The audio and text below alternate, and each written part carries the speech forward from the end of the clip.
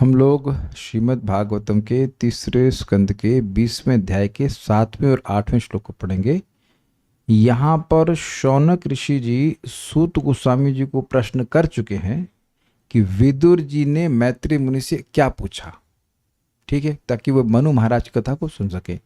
अब इस बारे में वो एक रिक्वेस्ट किए थे, ता ना कीर्तय भद्रम ते कीर्तन्योदार कर्मण रसज्ञ को नु तृप्येता हरिलीलामृतम पिबन। ता, उनकी वार्ता को न कीर्ते, हमसे कहिए, ते भद्रम, आपका कल्याण हो। क्यों? तो कह रहे कीर्तन्योदार कर्मणा, भगवान के कर्म कीर्तन है, कीर्तन करने योग्य हैं। अब कीर्तन करने योग्य पे हम लोग कुछ ज्यादा विचार नहीं किए थे, लग रहा है कल। देखिए, एक इंपॉर्टेंट बात है कि भगवान का कीर्तन जीव की अविद्या को काटने का सबसे प्रबल साधन है, इसलिए कीर्तन करने योग्य है। और जगत की जो बात है वो अविद्या को बढ़ाने का सबसे प्रबल तरीका है। तो वस्तुतः देखा जाए तो भगवान के संबंध से रहित कोई बात है वो करनी नहीं चाहिए, सिद्धांत है। इसीलिए प्रपात कहते हैं सिद्धांतता 24 घंटे भागवत बोलनी चाहिए या 24 घंटे हरे कृष्ण मंत्र करना चाहिए। सिद्धांत मतलब ये सिद्धांत है, लेकिन ऐसा कोई व्यक्ति कर नहीं पाता है। कुछ बोलना ही पड़ता है, कुछ ना कुछ कार्य करने के लिए। पानी लाओ, इसका भागवत से क्या संबंध है, पानी लाओ। तो ये आप देख रहे हैं कि व्यवहार में कुछ ना कुछ बोलना पड़ता है, लेकिन सिद्धांत तो बात ये है कि केवल भगवान की बात होनी चाहिए। जैसे यहाँ पे आप देखेंगे, यहाँ का से मेरा मतलब है परीक्षित महाराज और सुखदेव गोस्वामी कुछ व्यवहार की बात भी नहीं करना है, नहीं किया ना 7 दिन। तो एक सिद्धांत मतलब इसका एप्लीकेशन तो देख ही चुके ना कि 7 दिन वो कुछ बात नहीं की, और न खाने की न पीने की, केवल भगवान की बात की है। तो ऐसा जो लोग महान भक्त हैं वो कर सकते हैं। समान लोगों को समझना चाहिए कि जो हम भगवान के कर्म को बोल रहे हैं, सुन रहे, ये हमारा बहुत बड़ा भाग्य है। तो ये आदर सूचित कर रहे हैं भगवान के श्रवण कीर्तन को, ये समझ में आ रहा है। कीर्तन्यदार कर्मणा, ये दिखा रहे हैं कि उनको बड़ी उदार बुद्धि है, बड़ी आदर बुद्धि है भगवान के यश को सुनने में। बहुत अच्छी चीजें सुनाई है। फिर कह रहे हैं अपनी उत्सुकता को दिखा रहे हैं, रसज्ञ को नु तृप्यता। मान लो सूत गोस्वामी जी कह रहे हैं भाई तीसरा स्कंद पे पहुंच गए, आप नंबर नहीं देख रहे हैं, कितना श्लोक में सुना चुका हूं, आप तो अब तो अलम बुद्धि कर लीजिए। तो कह रहे हैं रसज्ञ को नु तृप्यता, जो रस को जानने वाला है भागवतम के, वह व्यक्ति कैसे तृप्त हो सकता है? निसंदेह तृप्त नहीं हो सकता। किस चीज से? हरि लीलामृतम पिबन, हरि लीला के अमृत का पान करने के द्वारा। अब आगे क्या कहते हैं देखते हैं। जब अपना आग्रह प्रस्तुत कर रहे हैं, एवं उग्र श्रवः पृष्टो ऋषिभिर्निमिषायनैः, एवं उग्र श्रवः पृष्ट ऋषिभिर्निमिषायनैः, भगवदर्पध्यात्मस्तानाः श्रूयतामिति। भगवत अर्पिताध्यात्मस्तान् आह श्रूयतामिति। एवं उग्र श्रवा पृष्ट ऋषिभिर्नैमिषायनैः, एवं उग्र श्रवः पृष्ट ऋषिभिर्निमिषायनैः, भगवति अर्पिताध्यात्मस्तानाः श्रूयतामिति। भगवती अर्पिताध्यात्मस्तान् आह श्रूयताम् इति। बोलिए। एवं उग्र श्रवः पृष्ट ऋषिभिर्निमिषायनैः, एवं उग्र श्रवः पृष्ट ऋषिभिर्नैमिषायनैः, भगवती अर्पिताध्यात्मस्तान् आह श्रूयतामिति। भगवति अर्पिताध्यात्मस्तानाः श्रूयतामिति।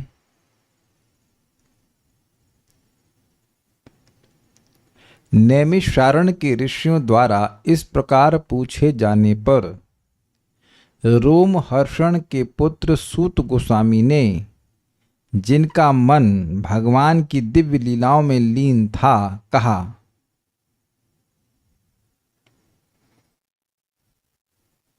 अब जो मैं कहता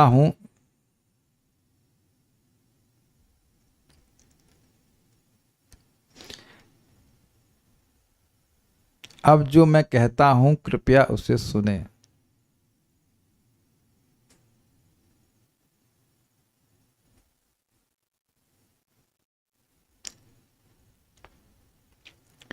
नैमिषायनैः, नैमिषारण्यवासी, नैमिष प्लस आयन। आयन शब्द आप पहली बार सुन रहे हैं।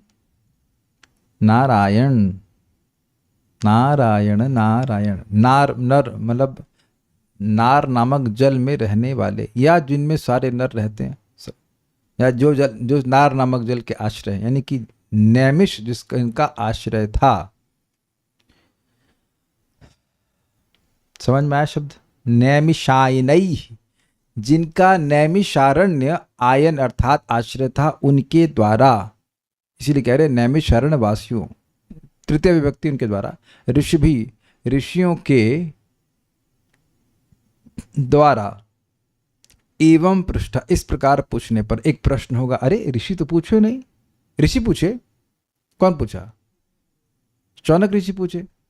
ऋषि भी शब्द, ये ऋषि भी शब्द बहुवचन में है, तो ऋषियों के द्वारा पूछा जा रहा है, तो ऋषियों के द्वारा तो पूछा नहीं गया, पूछा गया शौनक ऋषि के द्वारा। तो शौनक ऋषि उनके स्पोक्स पर्सन थे, इसलिए कह रहे ऋषि भी। देख रहे हैं कि शब्द कितना महत्वपूर्ण है। उनके मत को, उनके आग्रह को शौनक ऋषि प्रस्तुत कर रहे थे। सबके लिए चैट ओपन नहीं थी,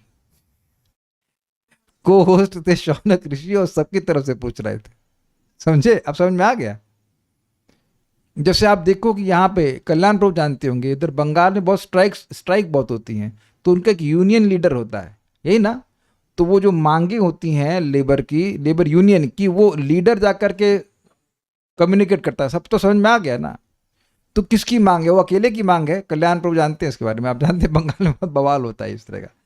वो हर समय में वहाँ कोई फैक्ट्री चलती ही नहीं थी, वहाँ बार बार जो है वो स्ट्राइक करते हैं। हम गलत तो नहीं कह रहे, हम तो सुने हैं सब बातें, यथा भवती थी सुश्रुमा।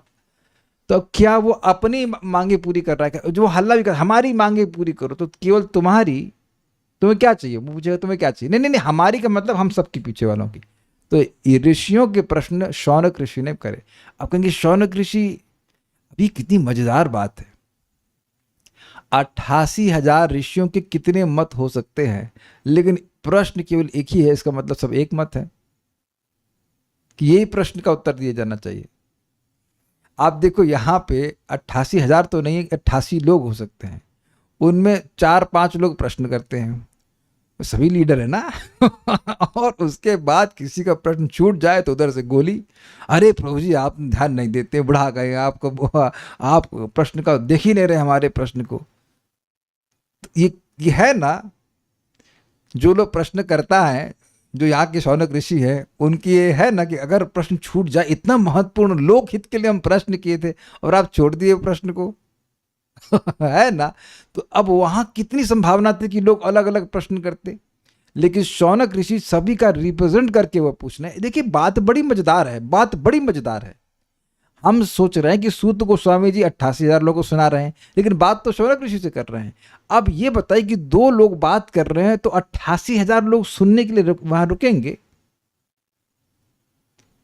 तो यह भी उनका बड़ा आग्रह है कि शौनक ऋषि, मतलब इतना अद्भुत है कि शौनक ऋषि जो आगे बात सुनना चाहते हैं उसमें सबका एक मत है। कुछ आश्चर्य हुआ आपको? 88,000 लोगों का। अब देखो मैं पूछता हूं, चलो अब कौन सा ग्रंथ पढ़ाएंगे? तो कहेगा कोई चैतन्य चरितामृत, अरे ठीक है, कोई कहेगा भागवत गीता, कोई कहेगा माधुर्य कादम्बनी, कोई कहेगा ये, कोई वो, and that's all okay, because सभी लोग भगवान के बारे में सुनना चाहते हैं। लेकिन एक मजेदार बात है कि यहाँ शौनक ऋषि जो भगवान के बारे में बोलना चाहते हैं, भगवान के भी विभिन्न टॉपिक्स हैं, उसमें जो शौनक ऋषि सेलेक्ट किए वो सब लोग मान रहे हैं। नहीं अरे वो अरे मनु की महाराज की कथा नहीं सुननी, कुछ और सुनना, ऐसा कोई नहीं आ रहा है, कोई और पुराण नहीं खुलवाना चाहते हैं। This is very nice, this is very amazing. कुछ अमेजिंग लग रहा है कि नहीं लग रहा है आपको? आप देखिए एक प्रवचन कर रहा है, तो मान लो प्रवचन ठीक भी कर रहा है, लेकिन कुछ लोग को टॉपिक पसंद नहीं आता, अरे ये टॉपिक क्यों ले लिया, मजा नहीं आया, सृष्टि तत्व कहे आ गया। कुछ लोग ऐसा सोचेंगे, अरे कुछ लीला सुनाओ, रुक्मिणी की शादी सुनाओ, ना लाइक दैट। लेकिन यहाँ सारे के सारे ऋषि मुनि, कोई कुछ नहीं कह रहा है कि शौनक ऋषि हमारा भी तो प्रश्न जरा फॉरवर्ड कीजिए, हमें भी तो सुनना है, आप ही अकेले सुनते रहेंगे, ऐसा कुछ नहीं। इसलिए शब्द है ऋषि भी, ऋषियों के द्वारा पूछे गए, जबकि प्रश्न कर रहे हैं शौनक ऋषि। और ये किसी एक आचार्य ने ऐसा बोला है, शायद इसी टीका में भी है। तो इसका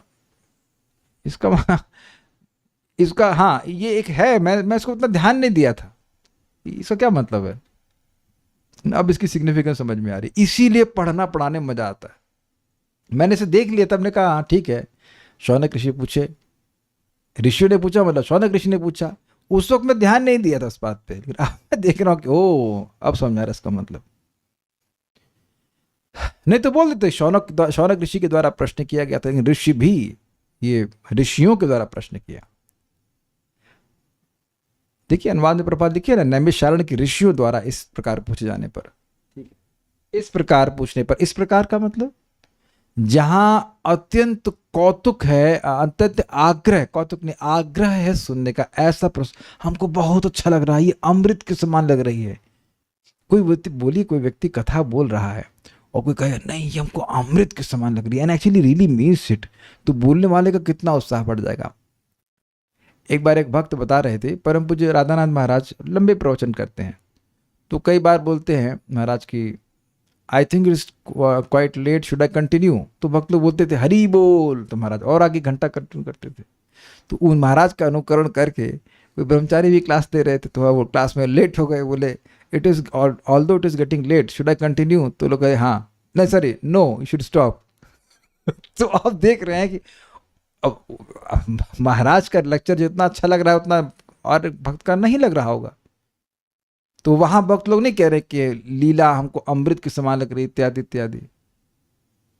अमृत मतलब और आस्वादन करना, और आस्वादन करना, अच्छा लग रहा था ये बात। तो इस प्रकार से पूछने पर और अत्यंत उत्साहित करने पर उग्र श्रवा सूत जी ने भगवती, भगवान में अध्यात्म अर्पित, अध्यात्म मतलब मन को अर्पित लगाकर, तान आहा उनसे कहा, इति श्रूयताम कि इस प्रकार आप लोग सुने। अब ये बहुत सुंदर बात है, मैं इस पर रिफ्लेक्ट कर रहा था कि मुझे अगर वो हठात बोल दे, हठात मतलब स्पॉन्टेनियसली बोल दे भगवान के बारे में बोलने के लिए, तो कठिन होगा मेरे लिए। ग्रंथ सामने रखकर, श्लोक सामने रख करके बोलना तो आसान, रिलेटिवली आसान है, लेकिन एकदम से कोई कह दे कि आप बस भगवान की कोई लीला बोलिए, तो इट इज डिफिकल्ट। और यहां देखिए एकदम कोई ग्रंथ लेकर के नहीं बैठे हैं, लेकिन सुनिए, मतलब सुनाने के लिए पूरा सागर भरा पड़ा है, और सुनाएंगे धमाधम, सुनाते जाएंगे सुनाते जाएंगे सुनाते जाएंगे। आपको ये हल्का लग रहा है, आप स्पॉन्टेनियस भगवान श्री राम के बारे में बोलने के लिए प्रयास कीजिएगा।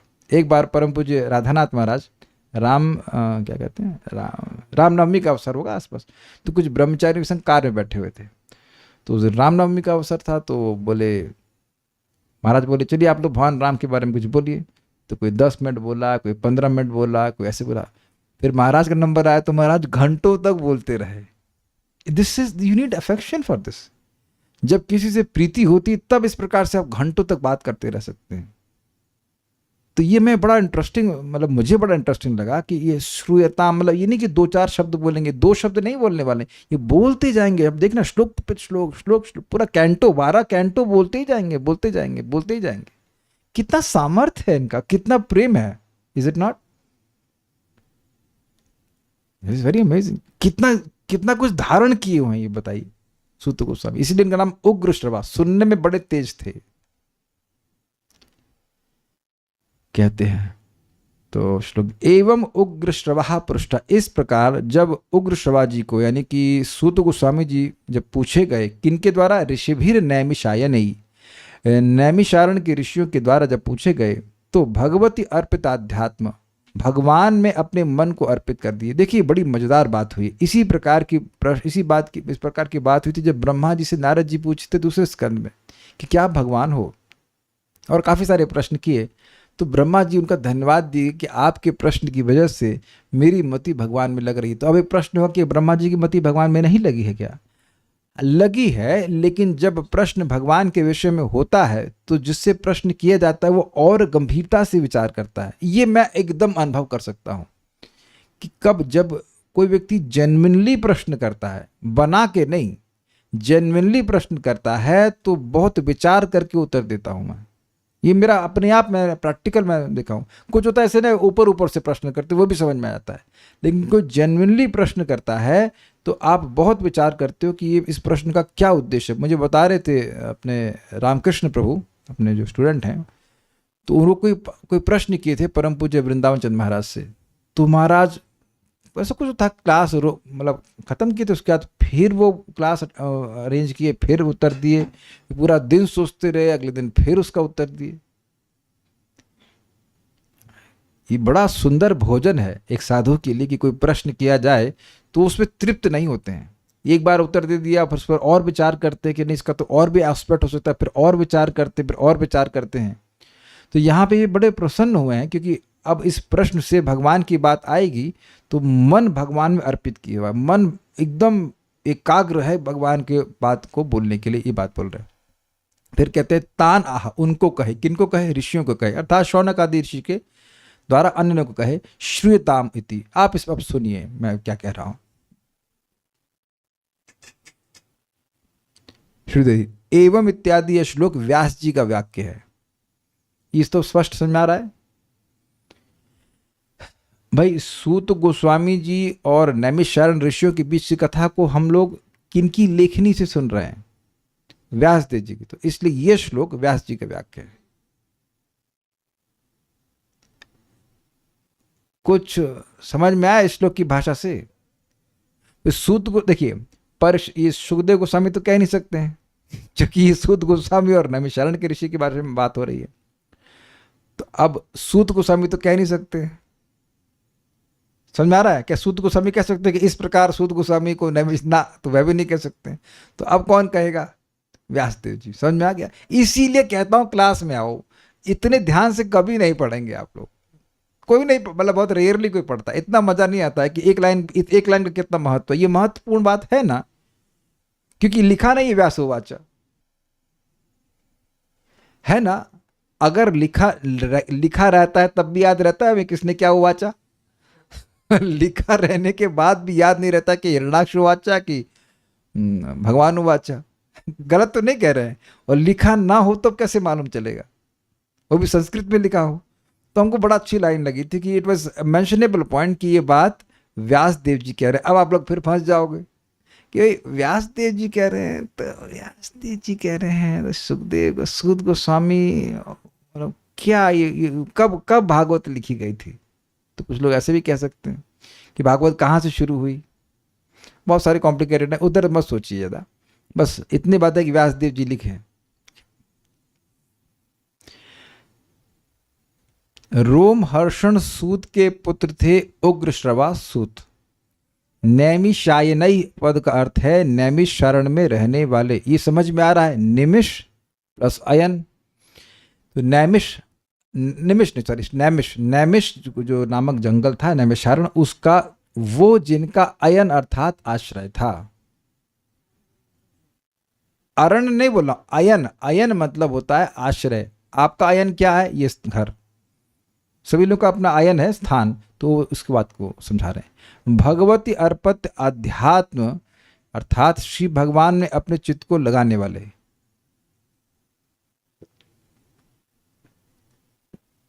अर्थात व्यास जी ने बतलाया कि नैमिषारण्य में रहने वाले ऋषियों के द्वारा इस तरह से पूछे जाने पर उग्र श्रवासूत ने श्री भगवान में अपने मन को लगाकर कहा कि आप लोग सुनिए। एक बात विचारनी है कि यह बोलने की क्या जरूरत है कि मन को भगवान में लगाए और फिर बोले, क्योंकि जरूरी नहीं है कि कथा बोलने से पहले मन को भगवान में लगाया जाए। ये प्रोफेशनल कथाकार क्या करते हैं? भगवान में मन को लगाते हैं। कई बार ऐसा भी होता है कि कथा में वक्ता कमेंट कर रहा होता है किसी व्यक्ति पर, कटाक्ष कर रहा होता है, टारगेट कर रहा होता है, तो उसके मन में भगवान है। वो सोचता है कि माइक उसको मिल गया है तो वो किसी को भी टारगेट करेगा। देखिए, जो हम लोग यहाँ चर्चा करते हैं दोषों की, वो हो सकता है किसी व्यक्ति विशेष पे घटित हो रही हो तो वो कभी ऐसा सोच ले कि उसको टारगेट किया। ऐसा नहीं होता है। गलतियां, अब देखो, मैं भी अपनी गलती बोल देता हूँ, भाई हम ये गलती करें, तो ओपनली बोलते मैं ये गलती कर रहा हूँ या मैंने गलती करी, मैंने सीखा।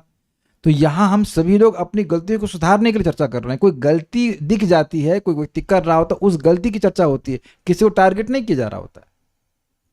जैसे उस दिन अनुमोदन वाली बात बोल रहे थे तो हम गलत तो नहीं बोल रहे थे, आप कुछ बात अच्छी लगती, कुछ नहीं अच्छी लगती, वो समझाने के लिए बोल रहे थे। अभी हमारा देखो, किसी पे कंट्रोल तो है नहीं, हर किसी को क्या बात अच्छी लगी तो कंट्रोल आप नहीं कर सकते हो ना।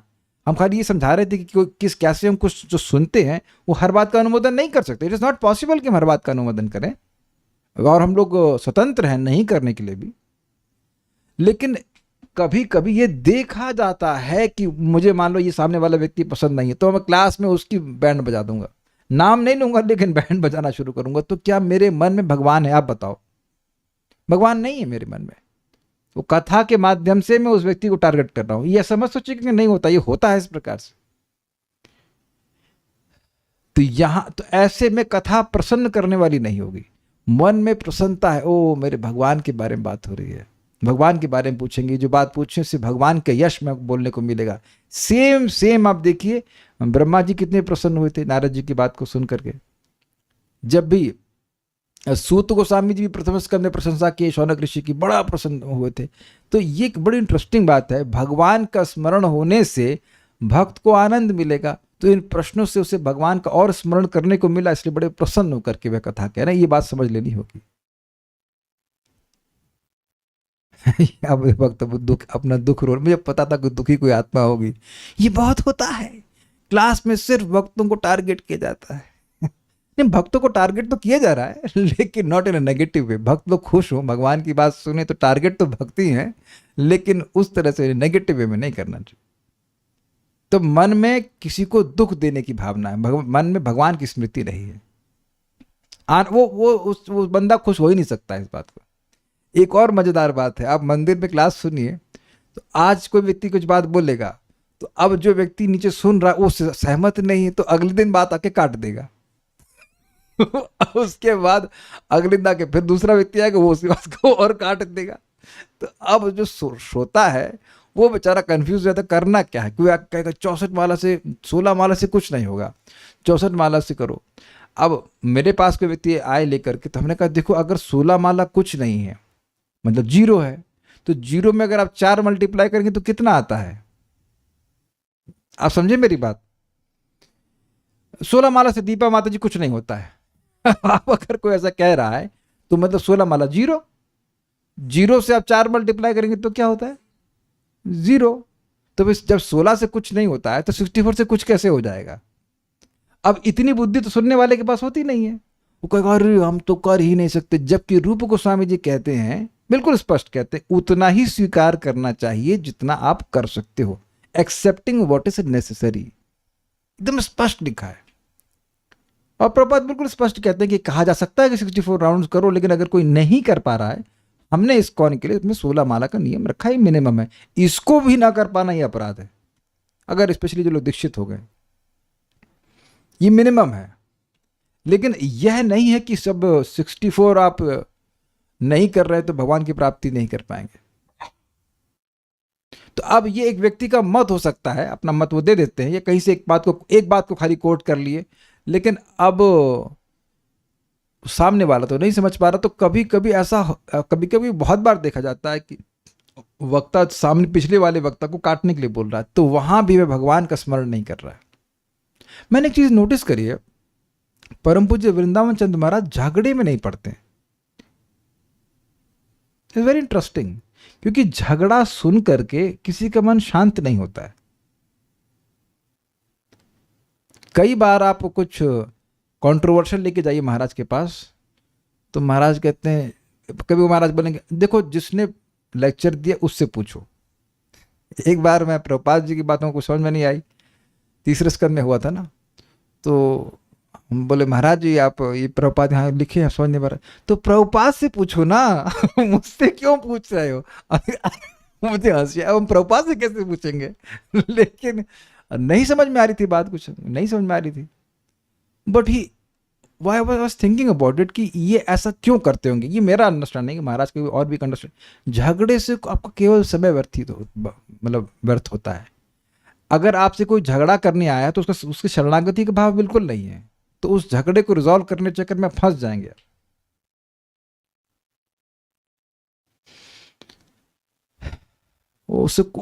आप मान लीजिए किसी को हरा भी दीजिए तब भी वो नहीं मानेगा आपकी बात। तो मैं इस बात पे बोल रहा हूं कि मति जो बोलने का उद्देश्य है उसमें क्या है, मुझे भगवान का स्मरण हो और भक्तों को भगवान का स्मरण, वो खुश होंगे इस प्रकार से। दोनों लोग खुश होंगे, ये उद्देश्य लेकर के वह बोल रहा है।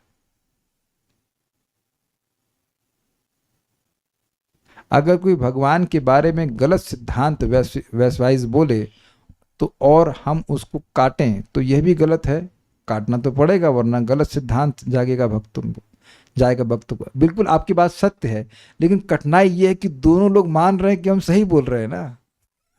तो झगड़ा होगा ना।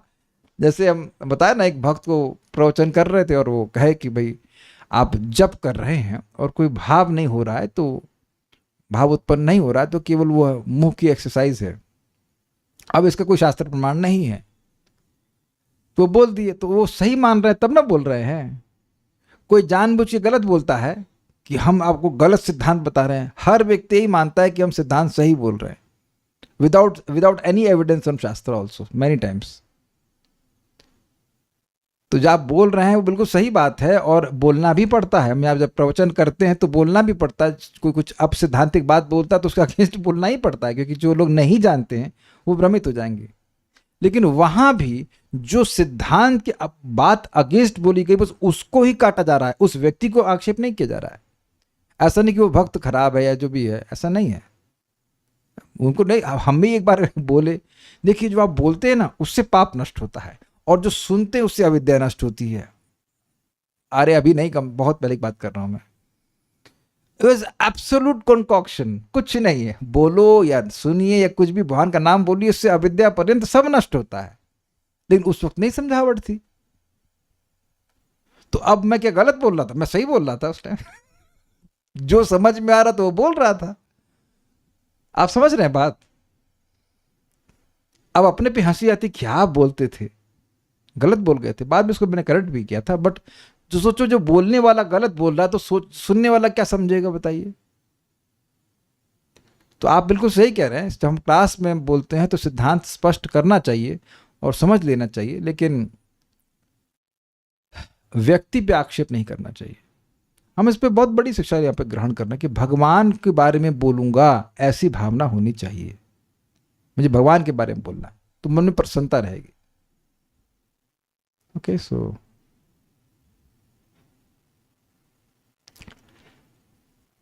आगे पढ़ते हैं। सूत उवाच सूत उवाच हरे धृतक्रोडतनोः स्वमायया निशम्य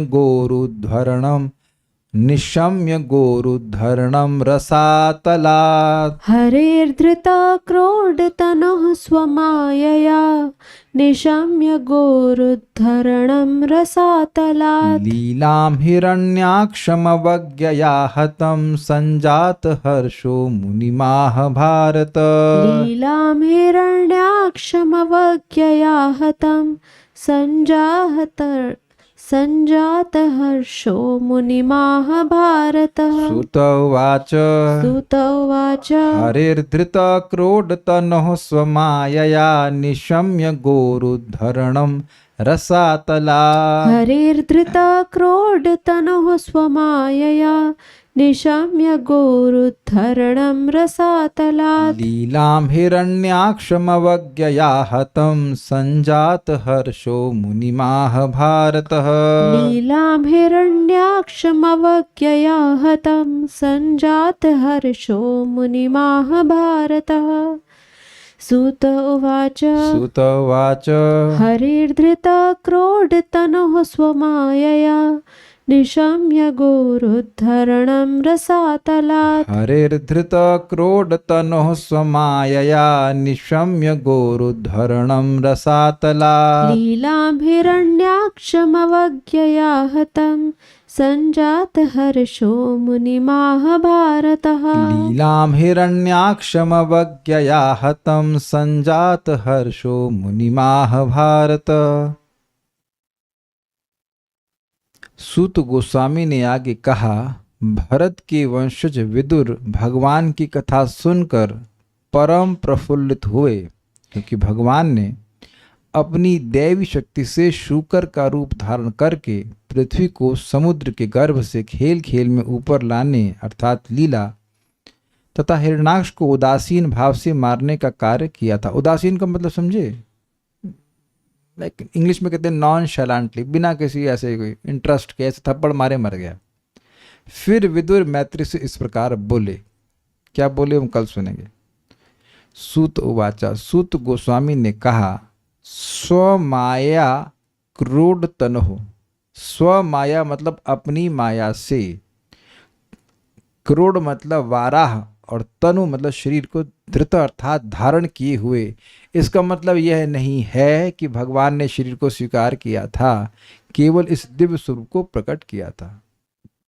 ठीक, वेदवादी झट से बोलती प्रकट। मैं प्रसन्न हुआ। ये रिपीट होने के नाते अब आपको समझ में आ गया कि मैं यहाँ पे क्यों और क्या बोलने वाला हूँ।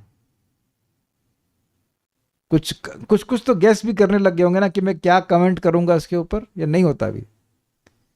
सुनते सुनते आपको आइडिया लग गया होगा कि हाँ प्रभु जी इस बात पे यह कमेंट करेंगे। आचार्य गुण भी इस प्रकार से कमेंट करेंगे। कभी कभी तो एकदम अलग भी कमेंट होता है, लेकिन ये कमेंट क्यों बार बार करना पड़ रहा है बताइए। क्या सिद्धांत क्लियर हो बताइए माइक पे। ये क्यों कमेंट बार बार आता है कि जब भी धृत शब्द आ जाता है इसको बार बार एक्सप्लेन करते हैं कि शाश्वत है और ये स्वीकार नहीं किए हैं इसको, ऐसे कोई हमारी तरह देह स्वीकार करने के लिए नहीं, क्योंकि ये मूल प्रॉब्लम है।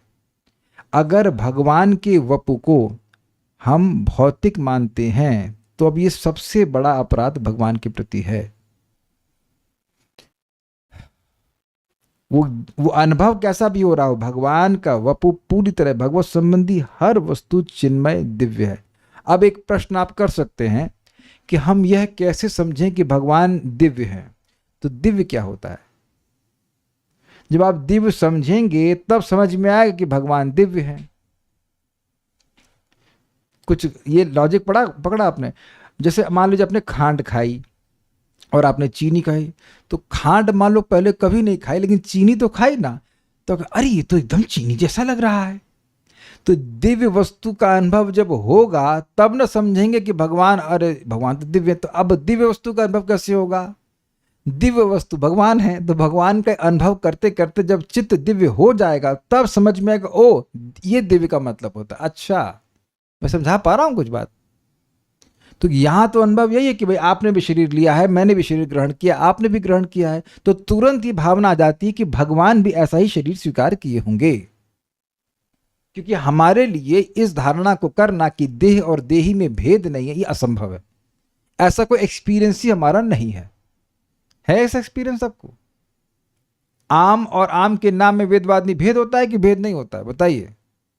पूछ रहा है एक सिंपल प्रश्न। आम और आम के नाम में भेद नहीं होता तो आप खुश होते हैं कि दुखी होते हैं? बोलिए बोलिए बोलिए बताइए। आम और आम के नाम में भेद नहीं होता तो आप खुश होती ना? प्रश्न समझ में आया आपको? प्रश्न बताइए, प्रश्न क्या है? आम और आम के नाम में भेद है। भेद नहीं होता तो आप खुश होते कि दुखी होती? नहीं समझ में आ रहा? काहे आम लाई आप? भगवान के लिए? हाँ भैया, गिरिराज जी कहे बहुत देर से उन्होंने आम नहीं खिलाया। सीजन आ गया, दशहरी आ गया, मार्केट में भिजवाया हो, तुम काहे नहीं ला रही हो? हम तो नहीं बोले आपको आम लाने के लिए। हाँ, उनके बाद अपने को खा, तो कम से ईमानदार तो बनिए कि अपने को भी खाना है। तो आप समझ रहे हैं कि आम का नाम लेने से काम नहीं चलता। आम आम आम आम बोलते रहिए, कभी सुख नहीं मिलेगा, लेकिन राम राम राम राम बोलते जाइए, सुख मिलता है। सुख का प्रमाण है शांति। शांति मिलती है ना नाम उच्चारण करके। तो वो भगवान राम का गुण है ना, रमन्ते योगिनो अन्ते सच्चिदानंद चिदात्मनि सत्यानंद चिदात्मनि इति राम पदे नासौ पर ब्रह्म अभिधीयते। भगवान के नाम में अनंत सुख है। हमको अभी वह सुख नहीं मिल रहा है, लेकिन शांति तो मिल रही है ना। आप देखो हर दिन जप करके कितना मन प्रसन्न हो जाता है, शांति मिलती, संतोष मिलता है कि हाँ मैं जप कर पाए। और ये केवल एक मतलब भावना मात्र नहीं है, वी एक्चुअली फील इट। और बहुत बार तो आपको प्रकट सुख भी अनुभव होता है। तो अब ये इससे हिंट लेना चाहिए, बहुत बड़ी पॉइंट है, इससे हिंट लेना चाहिए कि भैया ये तो कुछ अलग दिव्य वस्तु है। मैं समझा पा रहा हूं मैं क्या कह रहा हूं? आप जाओ देखो, कभी भगवान के विग्रह को देखते हैं, कभी स्पेशली मंगल आरती के समय कभी कभी बड़ा भाव उत्पन्न होता है। तो अगर केवल पत्थर होते तो फिर तो हम बहुत सारे पत्थरों को देखते, वहां तो कुछ नहीं होता। It's not simply mental imagination. जो शास्त्र में लिखा है उसको क्यों बार बार रिपीट करना, ताकि ये कीड़ा मान से बाहर निकल जाए कि भगवान का जो रूप है वह भौतिक है। ये बात यहाँ पे बोल रहा है। एक और अर्थ भी वो टीका में देखेंगे। हरे, भगवान श्री हरि की रसातलात, रसातल लोक से, रसातल लोक मतलब गर्भ जल से, रसातल मतलब गर्भ जल से। पहले व्याख्या की जा चुकी कि रसातल पृथ्वी को धारण नहीं कर सकता, पृथ्वी रसातल में नहीं समा सकती है। रसातल का मतलब है गर्भ सागर में जो पृथ्वी चली गई थी वहां से।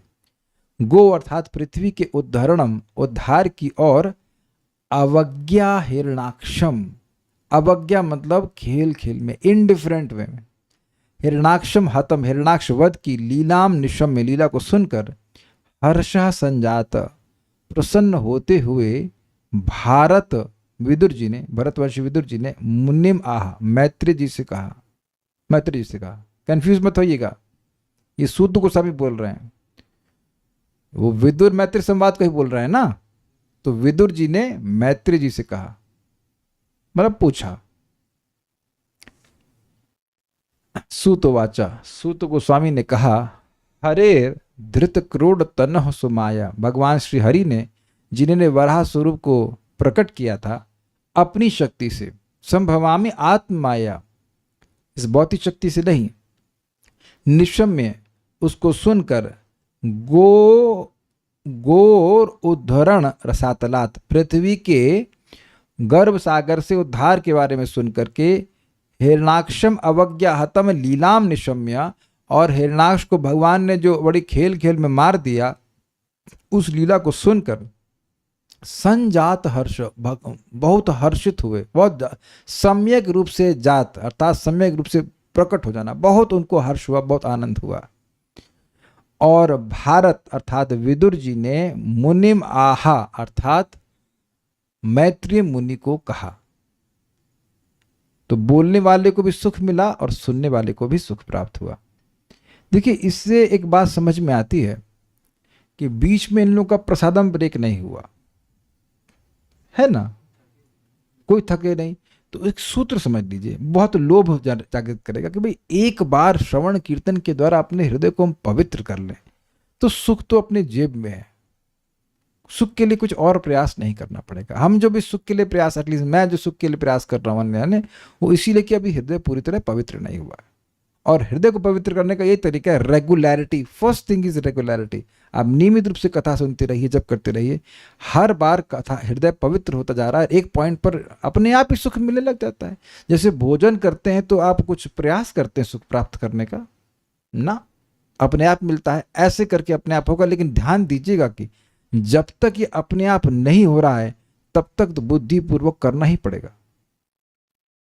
आप आसक्ति से पहले यह अनुभव नहीं कर सकते कि अपने आप सब कुछ अपने आप होने लग जाएगा।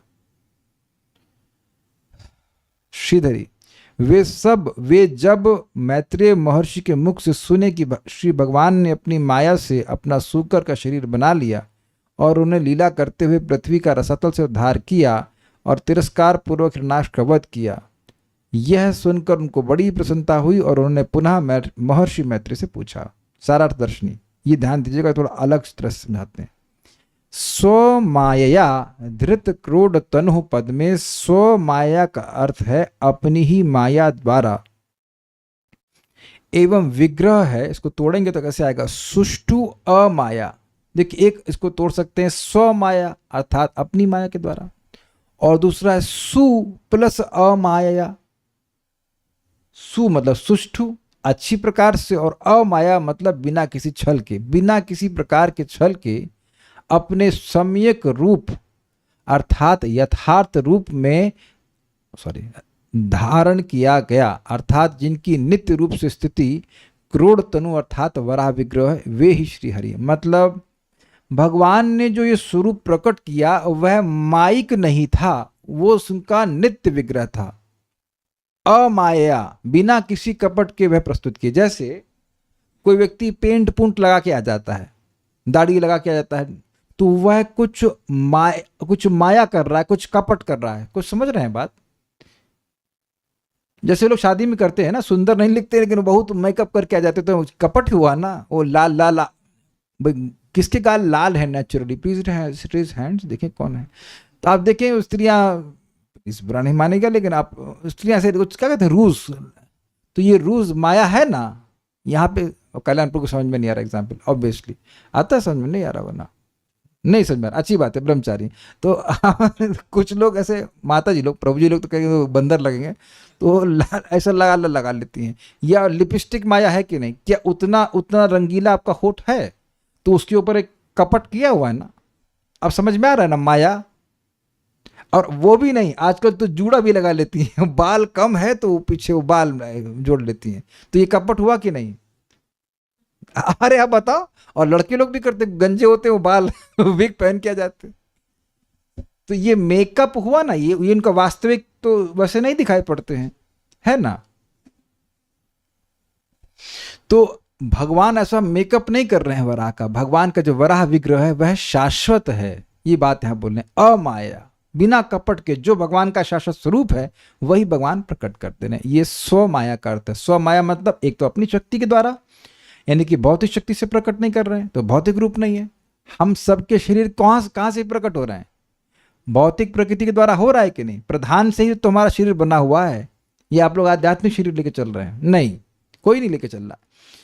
लेकिन भगवान जब अपने शरीर या कह लीजिए विग्रह को प्रस्तुत करते हैं तो वो अपनी आध्यात्मिक शक्ति से प्रकट कर रहे हैं, एक अर्थ हुआ। और दूसरा, सुअमाया, अच्छी प्रकार से प्रस्तुत किया, यानी कि अपने दिव्य शरीर को प्रकट किया। और अमाया, इसमें कोई कपट नहीं किया कि भगवान कोई और है और वराह स्वरूप कोई और है। अद्वैतम अच्युतमनादिम अनंत रूपम आद्यम पुराण पुरुषम नवयौवनम च। भगवान के जितने भी स्वरूप है भगवान श्री कृष्ण के, वो सब शाश्वत हैं। श्री राम का स्वरूप, श्री कृष्ण का स्वरूप, बलराम जी, ये सब हैं, एक साथ हैं और ये शाश्वत हैं। तो उन्हीं स्वरूपों से भगवान कभी किसी स्वरूप में के द्वारा वह इस जगत में आ जाते हैं, जैसे कि वराहदेव का स्वरूप। बेसिकली कपट रहित मतलब वास्तविक स्वरूप, हाँ यही अर्थ है। कोई मेकअप नहीं है, कोई ऐसा ड्रेस पहन करके भगवान नहीं आए, कोई उपाधि ग्रहण करके नहीं आए। ये भी हमारा असली स्वरूप नहीं है जो हम दिख रहे हैं अपने आप को। शरीर जो है ये भी एक मेकअप है, ये तो ना आत्मा का स्वरूप है। समझ गया ना बात? तो भगवान अपने आध्यात्मिक स्वरूप को प्रस्तुत करते। एक प्रश्न हो सकता है फिर, अरे तो आत्मा को तो देखा नहीं जा सकता, तो भगवान अगर आध्यात्मिक स्वरूप वाले हैं तो दिख कैसे जाते हैं? भौतिक इंद्रियों को कैसे दिख रहे हैं? भौतिक इंद्रियों को दिख रहे हैं वो उनकी इच्छा से, एक बात। लेकिन भौतिक इंद्रियां भगवान के उस स्वरूप के सुख का अनुभव नहीं कर सकती। आप देखो कि चैतन्य महाप्रभु जब जगन्नाथ जी को देखे तो बेहोश हो गए, और अन्य लोग जाते हैं सालों साल जाते रहते और कुछ नहीं होता। तो अगर जगन्नाथ जी का स्वरूप भौतिक होता तो महाप्रभु को ऐसा अनुभव क्यों हो रहा है? आपको समझ रहे हैं? तो भगवान का स्वरूप तो दिव्य है, देखने में लकड़ी के बने हुए हैं लेकिन है पूरी तरह दिव्य। लेकिन अनुभूति तभी होगी जब हमारी इंद्रियां शुद्ध होंगी। भौतिक इंद्रियों से हम नहीं समझ सकते। जैसे एक बार सिंपल बात समझ लीजिए, भौतिक इंद्रियों से आप भगवान को वैसे ही नहीं समझ सकते हैं जैसे कान से खा नहीं सकते। नहीं खा सकते ना, बस। कान भी इंद्रिय है कि नहीं? कान से तो खा नहीं सकते हैं, बस वही हिसाब किताब समझ लीजिए। तो कहेंगे भजन कैसे करेंगे? नाम उच्चारण करते हैं, भगवान का प्रसाद ग्रहण करते हैं, तब हमारा चित्त पवित्र होता है और उससे धीरे धीरे बात भगवान की समझ में आती है। ठीक है। अब कुछ संस्कृत यहाँ पे, धृत शब्द यहाँ तुदादि गण की ध्रुव धातु का रूप है जिसका अर्थ है स्थित होना। हमको नहीं समझ में आया, मैं बस पढ़ दी इसको। इससे यह सिद्ध होता है कि भगवान के सभी विग्रह चिन्मय यानी चेतनमय, कॉन्शियस और नित्य यानी शाश्वत हैं। ये मेरा देह चेतन नहीं है, लेकिन भगवान का स्वरूप पूरी तरह से चिन्मय है। उनका हाथ पांव जो भी दिख रहा है वो सब अभिन्न है उनसे, और वह कॉन्शियस है। ओके, यही तात्विक सिद्धांत यहां प्रतिपादित किया गया है। गौ अर्थात गोह अर्थात पृथ्वी, जिसका भगवान ने रसातल से उद्धार किया था। भारत अर्थात भरत वंश में उत्पन्न विदुर जी। तात्पर्य पढ़िए। क्या? अलग है ना। वो सुष्टु प्लस अमाया क्लियर किए ना। वो एक तो सिंपल अर्थ है स्व माया, मतलब अपनी माया से प्रकट किए, और फिर दूसरा अर्थ दे रहे हैं सुष्टु प्लस अमाया। स्व प्लस माया और सु प्लस अमाया, अंतर हुआ ना थोड़ा सा। दूसरा अर्थ दे रहे हैं ना एक। हाँ चलिए। यहाँ यह कहा गया है कि भगवान ने अपनी शक्ति से सूकर रूप धारण किया। उनका यह रूप वास्तव में बद्ध जीव का रूप नहीं है। अब एक शिक्षा परम पूज्य राधा गोविंद महाराज इन सब बातों में देते हैं। जो लोग किसी को भी भगवान मान लेते हैं, वो चेक करें कि आपके जो गुरु जी हैं क्या वो अपनी शक्ति से प्रकट हुए। कितने लोग प्रार्थना करने गए उनकी वो प्रकट हो जाएं। तो गुरु को भगवान मानने से पहले ये चेक कर लेना चाहिए।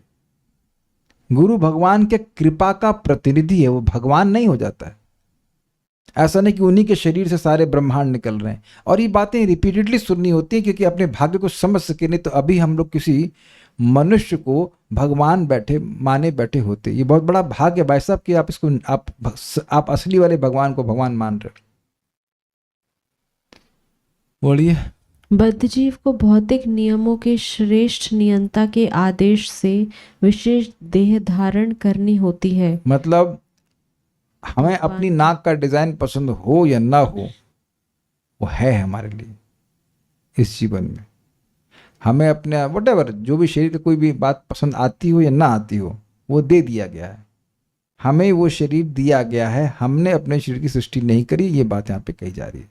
One should accept it. इतने निर्लज्ज लोग हैं कि ये समझते हैं कि तुम दांत टूट जाता है तो जाते हो डेंटिस्ट के पास और कहते हो मैं स्वतंत्र ईश्वर हूं। तुम किस मामले में स्वतंत्र हो? ये बातें बार बार सुननी है कि कृष्ण ही भगवान है या विष्णु स्वरूप भगवान है, बाकी कोई भगवान नहीं। हाँ जी। किंतु यहाँ यह स्पष्ट कहा गया है कि भगवान को किसी बाह्य शक्ति से बाध्य होकर शुकर रूप नहीं धारण करना पड़ा। भगवत गीता में इसी तथ्य की पुष्टि की गई है। जब भगवान पृथ्वी में उतरते हैं तो वे अपनी अंतरंगा शक्ति के द्वारा कोई एक रूप धारण करते हैं। फलतः भगवान का रूप भौतिक शक्ति से कदापि निर्मित नहीं होता। मायावादियों का यह कथन कि जब भी ब्रह्म कोई रूप धारण करता है तो वह माया से उसे स्वीकार करता है, यह मान्य नहीं है, क्योंकि यद्यपि बद्ध जीव की अपेक्षा माया श्रेष्ठ है, किंतु वह भगवान से श्रेष्ठ नहीं है। वह उनके वश में है, जैसा कि भगवत गीता में पुष्टि की गई है। माया उनके अधीक्षण में है। माया भगवान का अतिक्रमण नहीं कर सकती। जैसे अंधकार सूर्य की सृष्टि है, लेकिन अंधकार सूर्य का अतिक्रमण कभी नहीं कर सकता। तो जो सूर्य की ओर उन्मुख रहेगा उस पे अंधकार कभी जीत नहीं सकता। थोड़ा आवाज उसकी कम कीजिए, बहुत ज्यादा हो रहा है। आप कहेंगे बहुत सिंपल बातें बोलते हैं यहाँ पर, क्या इसमें विशेष बात है? तो मैंने महाराज जी को पूछा, परम पूज्य वृंदावन चंद्र महाराज को, कि महाराज जब कोई भक्त भगवान की शरणागति को स्वीकार किया है तो माया उसे क्यों परेशान करती है? तो महाराज ने, ये रेलेवेंट लग रहा है ऐसे प्रश्न ऐसे आप लोगों को, ठीक है, कि हम भाई भगवान के शरण में जा रहे हैं। तो महाराज ने बड़ी सुंदर बात कही कि अगर वह वास्तविक रूप से शरणागत है तो क्या माया उसको परेशान कर सकती है? आप समझ में आ गया ना? कृष्ण सूर्य सम माया होय अंधकार। क्योंकि शरणागत नहीं है इसलिए माया परेशान कर रही है। अगर कोई सूर्य के ओर अभिमुख हो जाए, सूर्य की तरफ देखे, तो क्या कभी उसको अंधकार पराभव कर सकता है, पराभूत कर सकता है, हरा सकता है? आप समझ गए ना? अब आप देख रहे हैं कि भगवान की शरणागति कितना पावरफुल प्रोसीजर है। और आपको नम्र होने के लिए कहा जा रहा है, हम लोगों को नम्र होने के लिए कहा जा रहा है। नम्र होना आसान है। सम्मान की अपेक्षा ना करना आसान है, क्योंकि सम्मान प्राप्त करने के लिए कुछ करना पड़ता है, सम्मान नहीं प्राप्त करने के लिए कुछ करना नहीं पड़ता है। स्वीकार्य है कि नहीं है? इजी है ना? अगर आप सम्मान नहीं चाहते तो लाइफ इजी है, कुछ करना नहीं पड़ेगा। सम्मान चाहते हैं तो कुछ करना पड़ेगा ना, और हमेशा सम्मान मिलेगा भी नहीं। Think about that, think about this. तो भगवान की शरणागति स्वीकार करना, भगवान की जो भक्ति के अनुकूल चीज़ों को स्वीकार करने से माया प्रभावित नहीं करेगी। अगर 100% ऐसा कार्य करेगा तो बिल्कुल प्रभावित नहीं करेगी, यानी खुद ही भगवान की शरणागत नहीं होना चाहता है, ये बात। यदि जीवन में कोई कठिनाई या जो प्रोवोकिंग सिचुएशन आती हैं वो वो माया के द्वारा परेशान किया जा रहा है या क्या है? आपका पता नहीं आप कैसे स्टूडेंट रहे हो, जब आपकी तैयारी अच्छी होती है तब आप प्रश्न का पेपर का वेट कर रहे होते। कितने लोग इस बात में मेरे को वोट देंगे कि आपकी कोई पेपर में बड़ी अच्छी तैयारी थी तो आप वेट कर रहे होते थे कि एग्ज़ाम आए। अभी कोई अच्छा स्टूडेंट रहा होगा तो वेदवाद ने कभी ऐसे किया? आप अंग्रेजी में हाँ तुरंत चमक गई हैं अंग्रेजी। हाँ, तो अंग्रेजी का आप देखो कि पेपर का वेट करते थे कि कब पेपर आएगा। अग्रीड? और जब पढ़े नहीं रहते थे तो डर लगता था, अरे यार थोड़ा और समय मिल जाता तो थोड़ा और। हाँ, है ना, सबका अनुभव है ना। तो भगवान के शरणागत रहते हैं तो जो माया टेस्ट देती भी है उसको आप जानते कि पास कर लेंगे तो भगवान के और करीब जाएंगे। भक्तों की संगत में बने रहेंगे तो आप देखेंगे कि सारे टेस्ट पास कर लिए, एक में भी फेल नहीं हुए, क्योंकि आपने भक्तों की संगत नहीं छोड़ी। माया सब कुछ हरा सकती है लेकिन भक्तों की संगत को नहीं हरा सकती। इस समय कौन माया में जा रहा है भाई? कोई टीवी तो नहीं देख रहा है? इधर देखें भाई, इधर तो टीवी। हमेशा विचार कीजिए कि जब भक्तों की संगत में आप आते हो तो कितने स्ट्रांग हो जाते हो।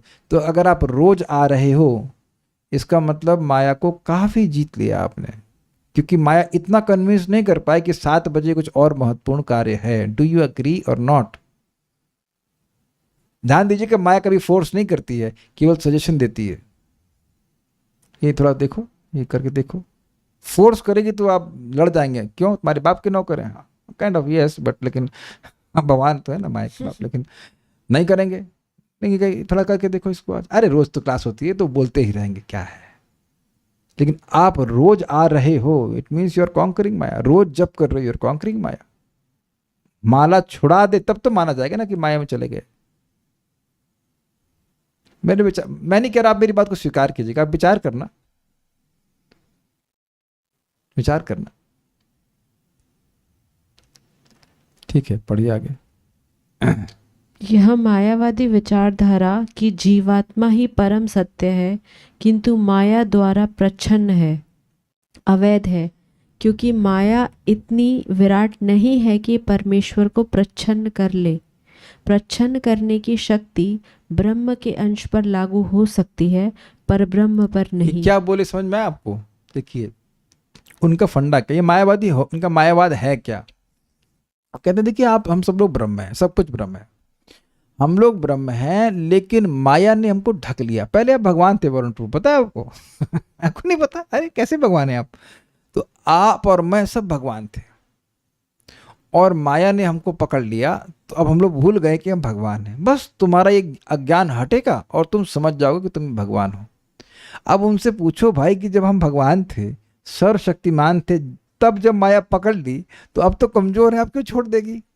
और अगर सबको अब एक और बात इंटरेस्टिंग है, जब सब कुछ ब्रह्म है तो फिर माया क्या है? एक प्रश्न आएगा कि नहीं? सर्व खलु इदम ब्रह्म ये कहा जा रहा है, तो जब सब कुछ ब्रह्म है तो फिर माया का अस्तित्व कहां से आया? है ना?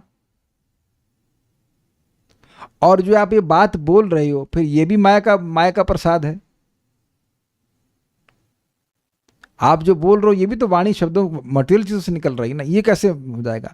तो एक बात आप समझ लीजिए, इस बात को मैं बार बार रिपीट कर रहा हूं, बाकी कुछ भी गलती हो माफ है, लेकिन अगर ये मानने लग गया जीव कि वो भगवान बन सकता है तो उसकी माफी नहीं है।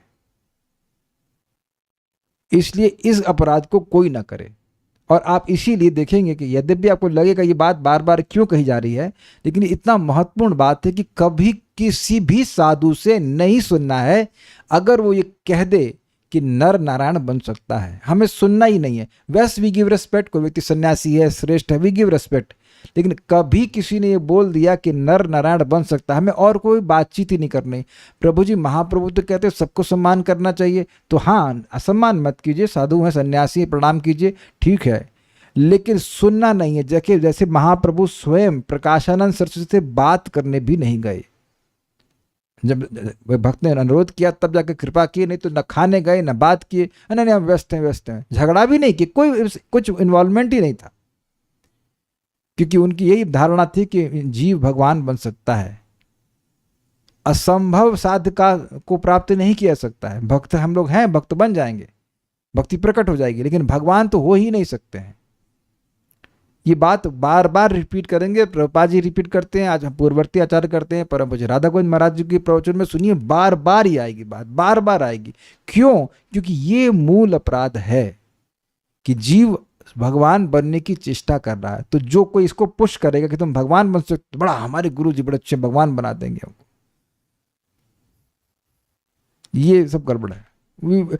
एक बार ये सुन लीजिए, उसके बाद केस क्लोज, हमें और कुछ सुनना नहीं। देखिए सबसे अच्छा है इस्कॉन में सुनिए और प्रभुपाद जी के ग्रंथों को पढ़िए समझिए। ज़्यादा अपने पास टाइम नहीं है, हम शायद इस ग्रंथ को भी पूरा कर पाएंगे पता नहीं इस जीवन में। We don't want to hear from outside sources. और आप लोग भी देख लो ना, बार बार आचार्यगण रिपीट कर रहे हैं इस बात को। कोई प्रश्न किसी का है तो देख लेते हैं, देन विल स्टॉप।